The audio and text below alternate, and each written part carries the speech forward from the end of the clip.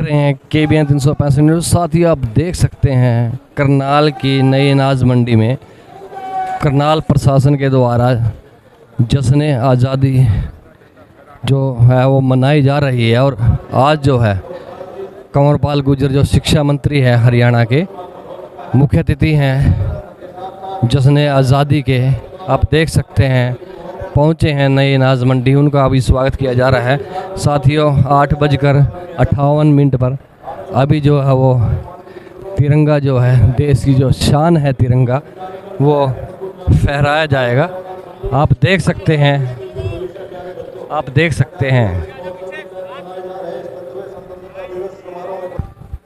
आप देख सकते हैं अभी जो है तिरंगा फहराया जा रहा है।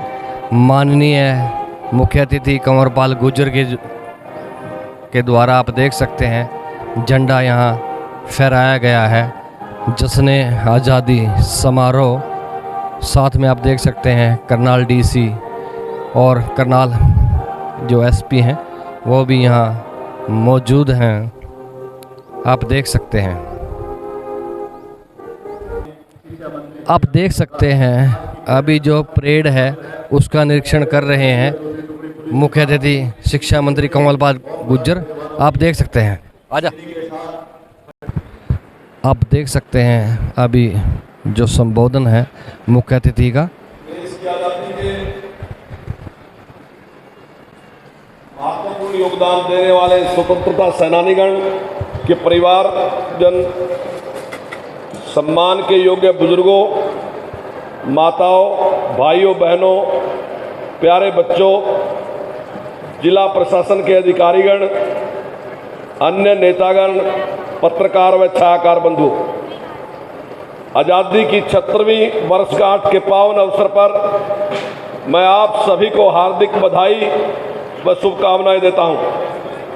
मैं देश की सीमाओं पर मुश्किल हालातों के बीच मुस्तैदी से तैनात वीर जवानों को भी स्वतंत्रता दिवस की विशेष तौर पर बधाई देता हूं। आज हर भारतवासी के लिए खुशी का दिन है। आज हर गली, हर मोहल्ले में तिरंगा है। आज हर हर दफ्तर में तिरंगा है। हर वाहन, हर हाथ में तिरंगा है। पूरा देश तिरंगे के रंगों में रंगा है। पूरा देश देशभक्ति के रंग में रंगा है। दिन के लिए मां भारती के ना जाने कितने ही सपूतों ने अपना सब कुछ बलिदान कर दिया है। इसी दिन के लिए असंख्य देशभक्तों ने कष्ट झेले और यातनाएं सही। मैं इस पावन अवसर पर आजादी की बलिवेदी पर अपने प्राणों की आहुति देने वाले सभी ज्ञात अज्ञात शहीदों को नमन करता हूं। मैं उन वीर सैनिकों को भी सलाम करता हूं जिन्होंने आजादी के बाद देश की एकता व अखंडता की खातिर अपने प्राण निछावर कर दिए। उन्हीं के अनुपम बलिदान के कारण आज हम आजादी की खुली हवा में सांस ले रहे हैं। मुझे आज यहाँ ध्वज आरोहण करते हुए गर्व की अनुभूति हो रही है। भाइयों बहनों, आप सभी जानते हैं पिछले 2 साल से हम सब आजादी का अमृत महोत्सव मना रहे थे। इस महोत्सव के सम्मान के साथ ही माननीय प्रधानमंत्री श्री नरेंद्र मोदी जी ने मेरी माटी मेरा देश अभियान शुरू किया है। 9 अगस्त को भारत छोड़ो आंदोलन की वर्षगांठ पर शुरू किए गए इस अभियान में देश के हर गांव, हर शहर की मिट्टी इकट्ठी की जा रही है। हम सभी जानते हैं आजादी के आंदोलन में पहली चिंगारी 10 मई 1857 को हरियाणा के अंबाला से फूटी थी। उस चिंगारी ने आगे चलकर ऐसा जन आंदोलन खड़ा किया जिसके बलबूते हम सन 1947 में अंग्रेजी हुकूमत को उखाड़ फेंकने में कामयाब रहे। इस आंदोलन के बलिदानियों की देशभक्ति से हमारे युवा पीढ़ियां प्रेरणा हासिल करें, इसके लिए हम अंबाला छावनी में शहीद स्मारक बना रहे हैं। आजादी के बाद भी 1962, 1965 व 1971 के विदेशी आक्रमण से लेकर कारगिल युद्ध तक हरियाणा के वीर जवानों ने वीरता की मिसाल पेश करते हुए देश की आजादी में निरंतर योगदान दिया है। हम अपने शहीदों के बलिदानों का कर्ज तो नहीं चुका सकते, लेकिन उनके परिवारजनों की देखभाल करके उनके प्रति अपना सम्मान अवश्य जता सकते हैं। इस दिशा में हमने सैनिक व अर्ध सैनिक कल्याण विभाग की स्थापना की है। युद्ध के दौरान शहीद हुए सेना व अर्ध सैनिक बलों के जवानों की अनुग्रह राशि बढ़ाकर 50 लाख रुपए की गई है। आईईडी ब्लास्ट के दौरान शहीद होने पर भी अनुग्रह राशि बढ़ाकर 50 लाख रुपए की गई है। अब तक शहीदों के 367 आश्रितों को अनुकंपा के आधार पर नौकरी प्रदान की गई है। मेरी माटी मेरा देश अभियान में ऐसे ही वीरों के नाम पूरे देश के गांव के गौरव पर अंकित किए जाते हैं। भाइयों बहनों, सुशासन से सेवा के संकल्प के साथ जन सेवा का नेतृत्व संभालने वाली वर्तमान सरकार ने प्रधानमंत्री श्री नरेंद्र मोदी जी के सबका साथ सबका विकास और हरियाणा एक हरियाणवी एक के मूल मंत्र पर चलते हरियाणा को हर एक हरियाणवी की तरक्की और उत्थान के लिए काम किया है। भ्रष्टाचार के प्रति जीरो टॉलरेंस की नीति अपनाते हुए पारदर्शी शासन दिया। गीता के कर्म संदेश की इस पावन भूमि के इतिहास में धार्मिक सहिष्णुता और हिंसा का कोई स्थान नहीं है। इसी के अनुरूप हम प्रदेश में प्रेम, प्यार और भाईचारे की बहार बहाने में निरंतर कामयाब रहे हैं। पिछले 9 साल में हरियाणा सद्भाव, सौहार्द, सम्मान, विकास, समरसता के साथ उन बदलावों का साक्षी रहा है जिसमें हर आदमी का जीवन सरल, सुगम और सुरक्षित हुआ है। हमने जनसेवा और जनता के बीच दीवार बन चुकी व्यवस्था को मुख्यमंत्री श्री मनोहर लाल जी के कुशल नेतृत्व में न केवल बदलने का काम किया है, बल्कि ऐसी व्यवस्था देने का प्रयास किया है जिसमें जन जन को योजना और सेवाओं का लाभ सरल तरीके से प्राप्त हो। देश की आजादी से लेकर लंबे समय तक गरीब कल्याण की बातें तो की जाती रही, लेकिन उनका लाभ पात्र तक नहीं पहुंच पाया। पंडित दीनदयाल उपाध्याय जी के अंत्योदय के दर्शन के रूप प्रदेश के सभी परिवारों का पहचान पत्र बनाया, जिससे पात्र परिवारों की पहचान कर योजनाओं का लाभ देना सुनिश्चित किया गया है। आज जनता और सरकार का संपर्क सीधा है। हमने प्रशासन में मानव हस्तक्षेप को न्यूनतम करने के लिए आईटी का बड़े पैमाने पर प्रयोग किया है। पहले व्यवस्था पारदर्शी नहीं होने के कारण बिचौलिया तंत्र मजबूत हो गया था, जिसके कारण पात्र अपने अधिकार से वंचित हो जाता था।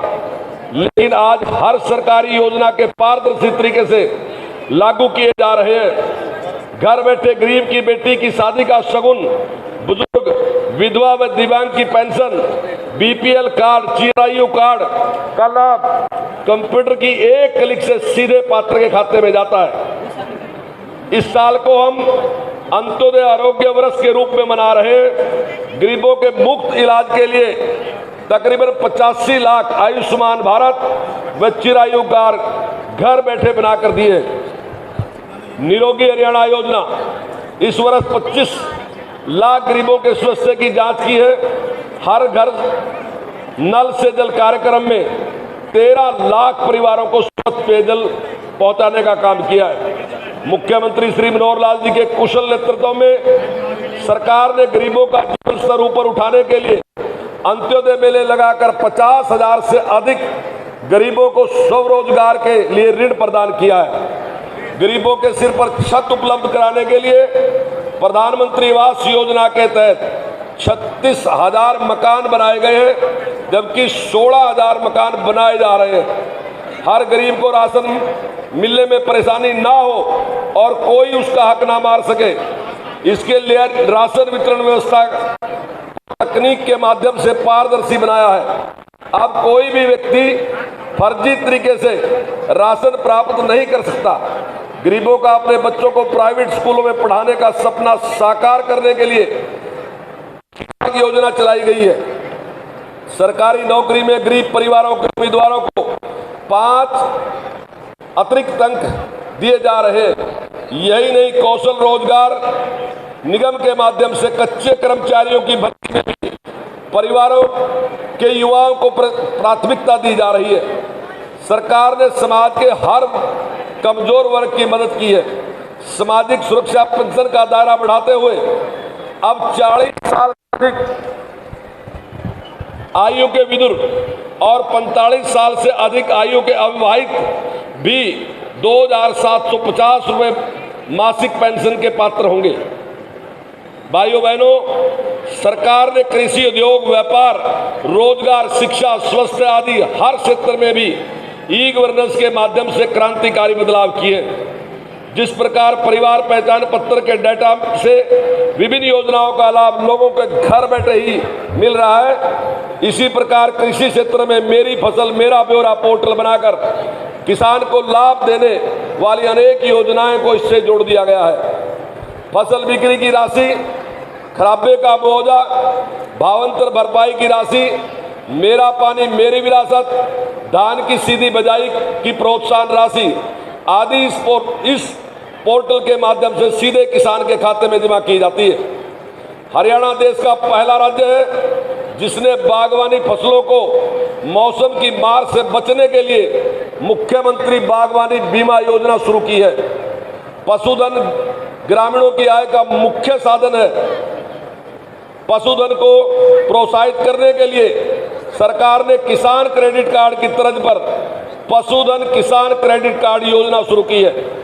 उद्योग हमारी अर्थव्यवस्था का मूल आधार है। हमने हरियाणा के औद्योगिक विकास की गति देने के लिए ईज ऑफ डूइंग बिजनेस का एक इकोसिस्टम तैयार किया है। हमने प्रमाण पत्र, लाइसेंस और अनुमति देने में अड़चन पैदा करने वाले अनेक नियमों और प्रक्रियाओं को खत्म कर दिया है। आज हरियाणा में निवेशकों को 247 सेवाएं ऑनलाइन प्रदान की जा रही हैं और उन्हें सभी स्वीकृतियां निर्धारित अवधि में देना सुनिश्चित किया गया है। आज हरियाणा देश विदेश में निवेशकों की पहली पसंद बन गया है। हमने प्रदेश में 20 साल से अधिक समय से किराए या लीज अथवा लाइसेंस फीस पर चल रही पालिकाओं की दुकानों मकानों की मलकियत उनकर काबिज व्यक्तियों को देने की व्यवस्था की है। पिछले 9 वर्ष में प्रदेश में 1000 से अधिक बड़े व मध्यम तथा लगभग 2 लाख सूक्ष्म और लघु उद्यम स्थापित किए हैं, जिनमें लगभग 50,000 करोड़ रुपए का निवेश हुआ है और 18 लाख से अधिक लोगों को रोजगार मिला है। व्यापारी भाइयों का भी प्रदेश के विकास में महत्वपूर्ण योगदान है। हमने उनके हित में अनेक कदम उठाए हैं। उनके लिए चलाई जा रही ज्यादातर योजनाएं ऑनलाइन कर दी गई है।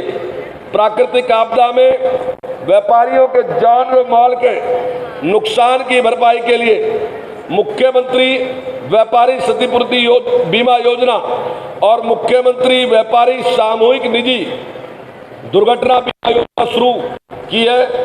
प्रधानमंत्री लघु व्यापारी मानधन योजना के तहत खुदरा विक्रेता और दुकानदारों के लिए मासिक पेंशन सुनिश्चित की गई है। भाइयों बहनों, हमने युवाओं की योग्यता का सम्मान किया है।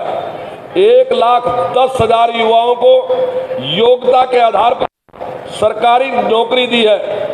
आउटसोर्सिंग सेवाओं में युवाओं को ठेकेदारों के शोषण से बचाने के लिए हरियाणा कौशल निगम बनाया है। आज खेल जगत में हरियाणा का बड़ा नाम है। हमारे युवा बड़ी उपलब्धियां प्राप्त कर देश प्रदेश का नाम रोशन कर रहे हैं। मेडल जीतने वाले खिलाड़ियों को नगद पुरस्कार देने के साथ साथ सरकारी नौकरियां भी दी जा रही है। अवार्ड पाने वाले खिलाड़ियों को मासिक मानदेय भी दिया जा रहा है। भाइयों बहनों, हमने गांव के विकास में महिलाओं की भागीदारी सुनिश्चित करने के लिए पंचायती राज संस्थाओं में महिलाओं को 50% प्रतिनिधित्व दिया है। महिलाओं के लिए आजीविका के अवसर बढ़ाने के लिए 1/3 राशन डिपो महिलाओं को देने का प्रावधान किया है। अटल किसान मजदूर कैंटीन व विटा बिक्री केंद्रों का संचालन भी महिलाओं को सौंपा गया है। स्वरोजगार के लिए महिलाओं के 56,000 स्वयं सहायता समूह का गठन किया गया है।